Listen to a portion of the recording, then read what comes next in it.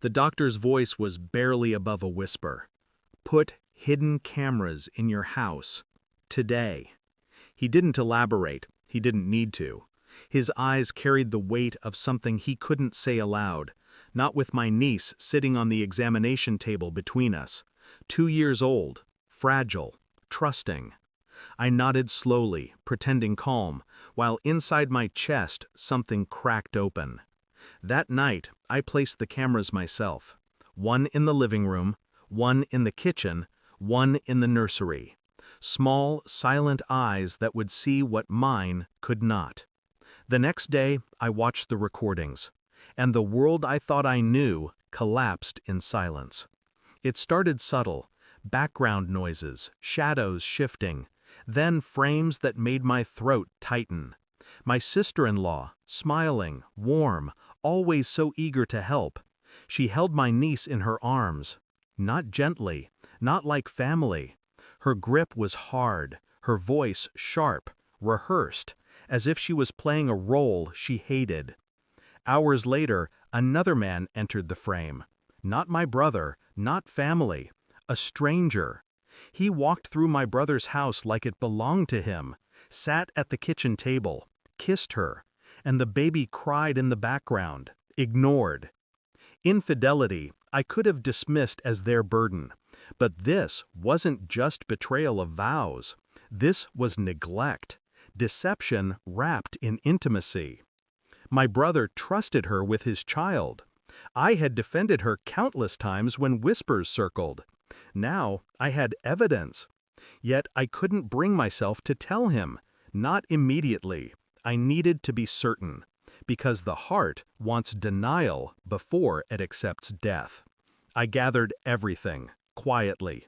Every day I reviewed the footage. More meetings, more embraces, conversations muttered in corners. Her phone lighting up with his name, always deleted minutes later. But there was more. My niece's cries stretching too long before comfort came. Bottles left unwashed, medicine skipped. Neglect masquerading as care. My brother worked long hours, blinded by exhaustion, convinced his wife was devoted. I watched him kiss her forehead in recordings, whispering gratitude.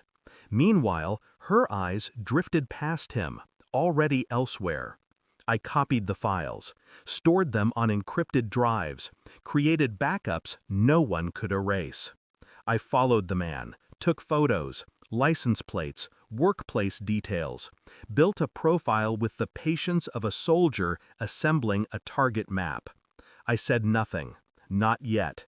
Every word I swallowed burned, but truth requires precision. The day came when the picture was whole. I had gathered enough. Months of recordings, proof undeniable. I asked my brother to meet me, just the two of us. We sat in his car, engine off, silence pressing against the windows. I handed him the first file, a recording. His wife kissing another man while their child cried in the crib. He froze. No words. His eyes locked on the screen, wide, wet. I handed him the second file, a report, timestamps, dates, proof of neglect. "She's not who you think she is," I said quietly. His breath shook. His knuckles whitened against the steering wheel. He tried to speak, but nothing came out.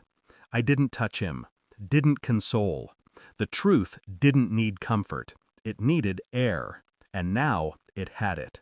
That night, he confronted her. I wasn't in the room, but I didn't need to be. I had set the trap, placed the truth in his hands. Later, he told me her face went pale, then red, then blank. Denials crumbled. Excuses failed. The other man's name slipped from her mouth, confirmation of everything. She broke down. He did not. He showed her the footage, the time-stamped neglect, the betrayal captured frame by frame. Her tears meant nothing. By the time I saw her again, her bags were packed. My brother's silence was absolute. She begged. He didn't answer. He simply opened the door. The child slept peacefully that night, for the first time in weeks. I reflect now, weeks later, and I feel nothing for her. No pity, no anger left to burn. Betrayal always reveals itself eventually. People think lies are strong, but they rot from within, softening until one touch caves them in. The doctor's warning had been the crack. The cameras had been the hammer, and I had delivered the final blow. My niece will never know the weight of what was uncovered. She won't remember the nights of neglect, the false smiles, the man who walked through her home like a ghost. That knowledge belongs to me, and I will carry it. Because the truth, once seen, cannot be unseen, and some truths are heavier than death. Thanks for watching.